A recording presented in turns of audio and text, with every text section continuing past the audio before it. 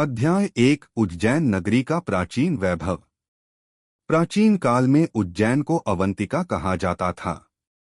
यह नगर केवल व्यापार का केंद्र नहीं था, बल्कि धर्म, ज्योतिष और तंत्र साधना की भूमि था। कहा जाता है कि स्वयं देवगुरु बृहस्पति यहाँ ज्ञान का प्रसार करते थे। क्षिप्रा नदी के तट पर बसी यह नगरी साक्षात शिव की प्रिय नगरी मानी जाती थी। अध्याय 2 महाकाल का स्वरूप, कालों के भी काल। भगवान शिव यहाँ महाकाल के रूप में विराजमान हैं, जो समय को भी निगल लेने वाले हैं। जहाँ अन्य ज्योतिर्लिंगों में शिव पूजित हैं, वहीं उज्जैन में शिव स्वयं राजा हैं। यही एकमात्र ज्योतिर्लिंग है जो दक्षिणमुखी है, जिसे तंत्र मार्ग में अत्यंत शक्तिशाली माना जाता है। अध्याय 3 दूषण, असुर और भक्त श्रीकार की कथा। उज्जैन में एक समय दूषण नामक असुर का आतंक था। वह शिव भक्तों को सताने लगा। एक बालक श्रीकार, जो शिव का अनन्य भक्त था, प्रतिदिन लिंग की पूजा करता था। दूषण ने जब उसे मारना चाहा, तभी धरती फट गई और भगवान शिव महाकाल रूप में प्रकट हुए। उन्होंने दूषण का वध किया और वहीं स्थायी रूप से ज्योतिर्लिंग के रूप में स्थापित हो गए। अध्याय 4 ज्योतिर्लिंग की स्थापना और ब्रह्मा विष्णु की भूमिका। देवताओं ने प्रार्थना की कि प्रभु इस भूमि को कभी न छोड़े। तब शिव ने कहा, मैं यहाँ महाकालेश्वर के रूप में सदा वास करूंगा और अपने भक्तों की रक्षा करूंगा। अध्याय 5 भस्म आरती का रहस्य। महाकाल की भस्म आरती संसार में अद्वितीय है।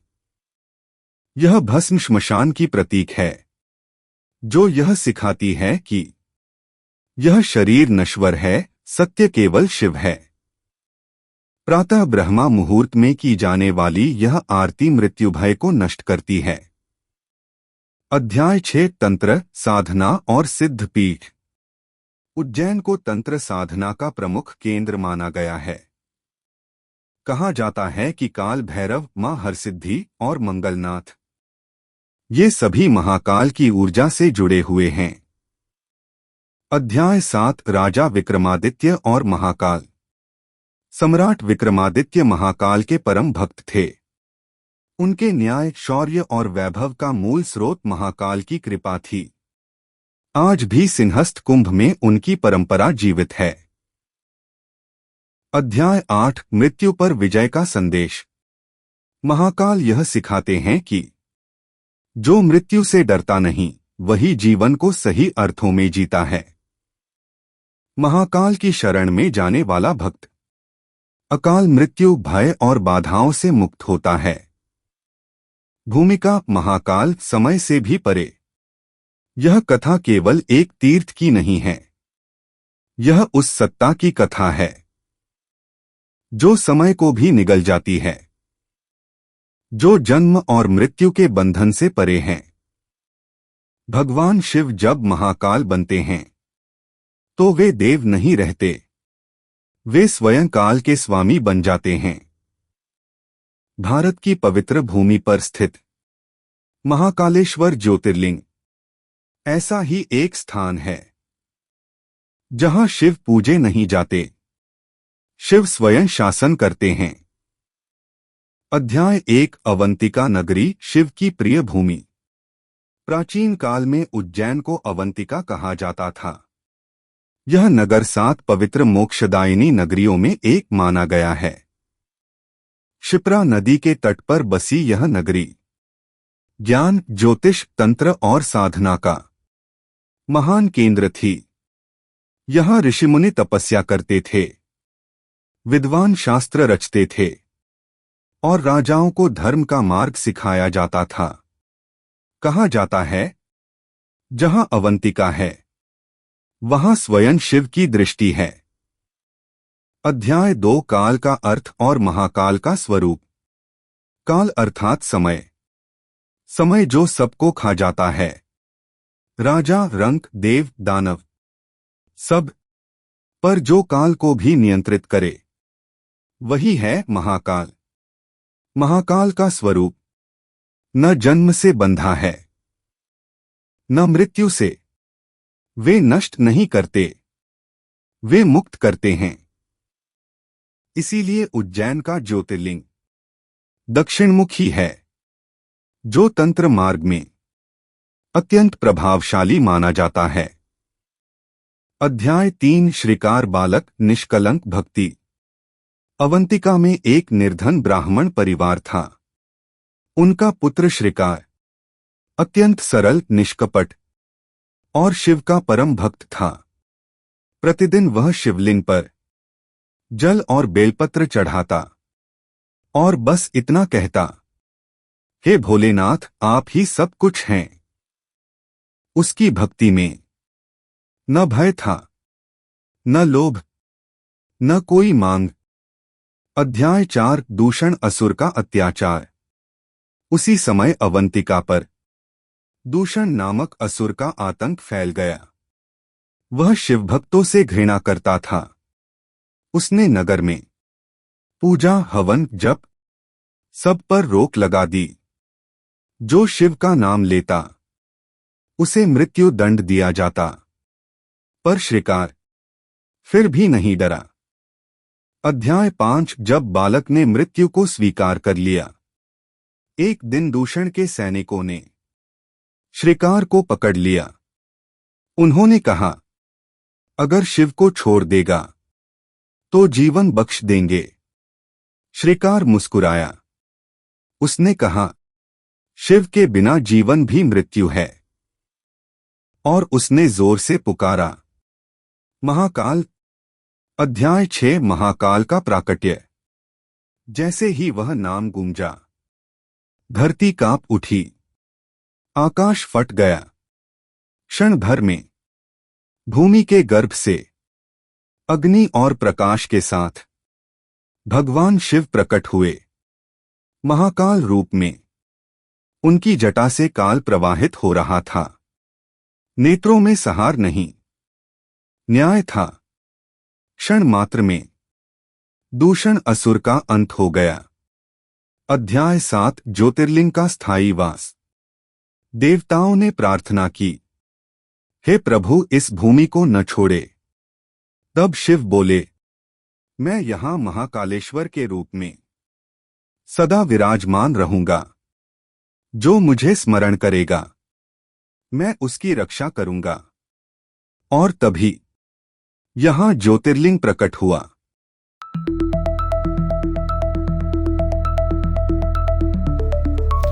इंदौर टू उज्जैन का सफ़र आप देख रहे हैं। अभी उज्जैन रोड का काफ़ी हद तक काम चल रहा है, बट काफ़ी ही स्पीड से काम हुआ है रोड का, जो कि 6 लेन रोड बन रहा है। दोनों साइड से 3 लाइन, इस साइड 3 लाइन उस साइड। आप देख सकते हैं कितना क्लीन रोड बन चुका है। यानी उज्जैन से आने वाला रूट तो क्लियर हो गया है और जाने वाला रूट पर भी काफ़ी हद तक काम चल रहा है, काफ़ी तेज़ी से। देख सकते हैं आप।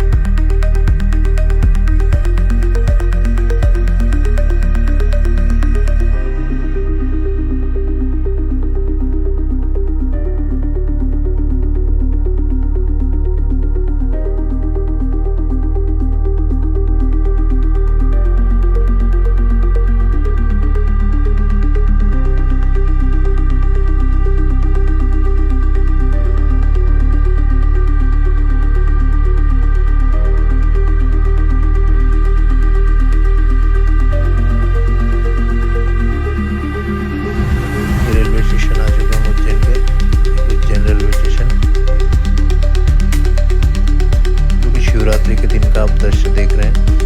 चारों तरफ भीड़ दिखेगी आपको। ये यात्रियों के लिए टेंट लगा दिया गया था रेलवे की तरफ से, ताकि उन्हें कोई असुविधा ना हो। ये महाकाल लोक के थ्रू एंट्री है, यहाँ से आप देख सकते हैं जाने का। चारों तरफ लाइटिंग, बहुत ही सुंदर दृश्य दिख रहा है। ये चारों तरफ लाइटिंग वाइटिंग जल रहा है, आप देख सकते हैं।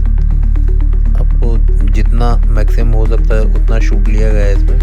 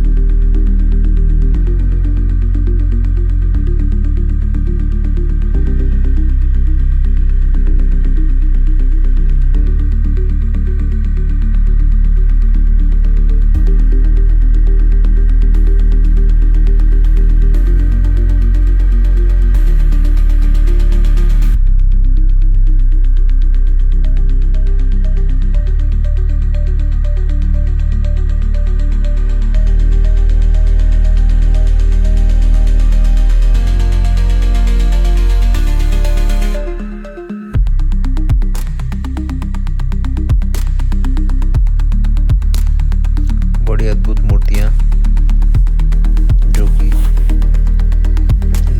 महाकाल लोक में देखने को मिलती हैं, हनुमान जी की और बहुत ही देवी देवताओं की मूर्तियाँ यहाँ पर बनी हुई है। बहुत बड़ा कॉरिडोर बनाया गया है, आप देख सकते हैं चारों तरफ भीड़। और ये शिवरात्रि के दिन का है, तो काफ़ी लाइटिंग और ये वो आपको देखने को मिल रही होगी। ऐसा ही माहौल रहता है चारों तरफ।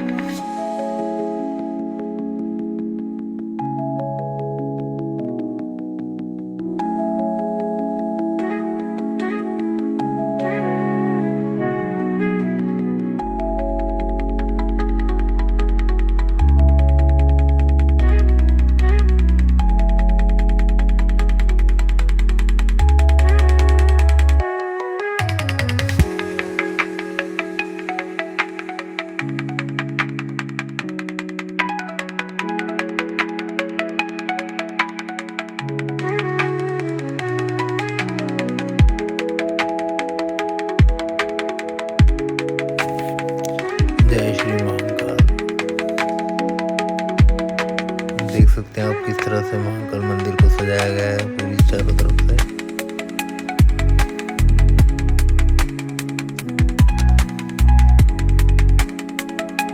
बहुत ही अद्भुत दृश्य, चारों तरफ फूल मालाओं से सजाया हुआ।